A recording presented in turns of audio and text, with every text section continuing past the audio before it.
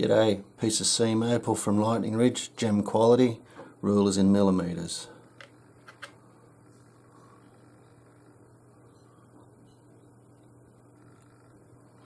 You can see the colour bar running across the side of it here,